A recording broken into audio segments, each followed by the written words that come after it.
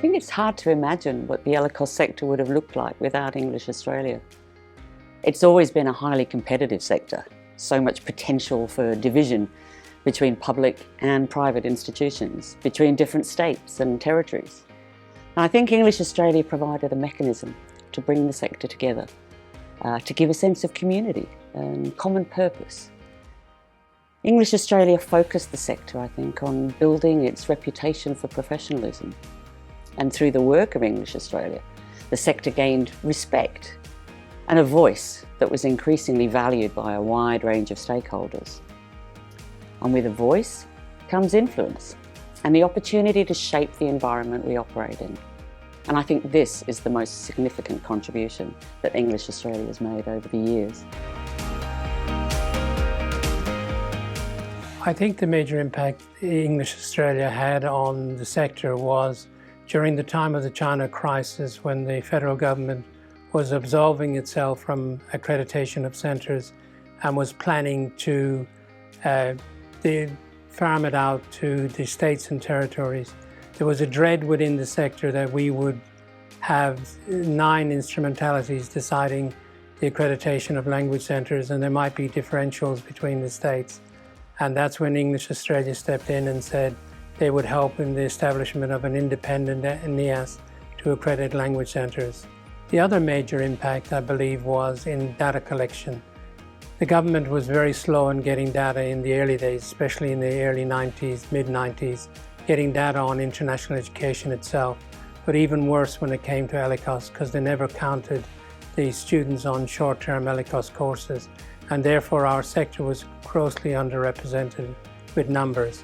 So one of the great initiatives EEA got involved in was in the establishment of data collection on an annual basis, and now, as we know, it's on a more regular basis as well.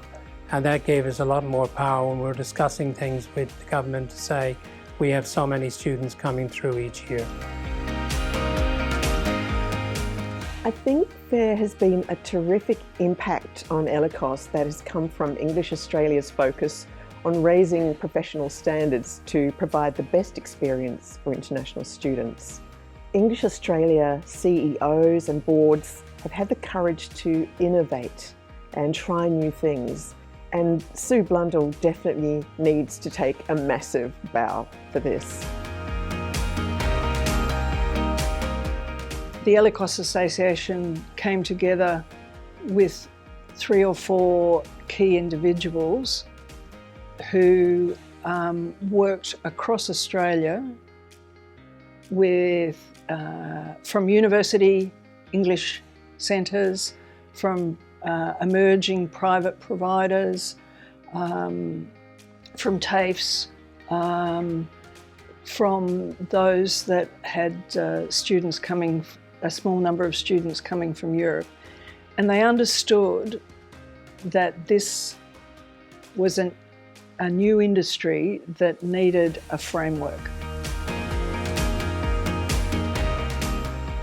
I've never been an English teacher, and while there are many at Lexis who would value the professional development opportunities provided by EA most highly, for me it is and will always be about support. Sue back in the day and now Brett are 2 people who always answer the phone when you call. And there are very few issues that we face in this sector that we face alone as a single business. And EA's role as that central rallying point has always seemed to be absolutely critical to me. And there's endless examples stretching back the 25 years that I've been doing this, but the obvious one is Brett's back-to-the-wall defence of our sector during COVID. And remember that this is a time when the devastation of the tourism industry and the higher ed sector were commanding daily headlines. And it would have been so easy for our little part of things to completely escape the attention of some very overstretched decision makers in Canberra. It's an absolute credit to the EA team that in the chaos of those times, they kept our seat at the table. And they fought tooth and nail to get us through those horrible years. And that was a dreadful period, make no mistake.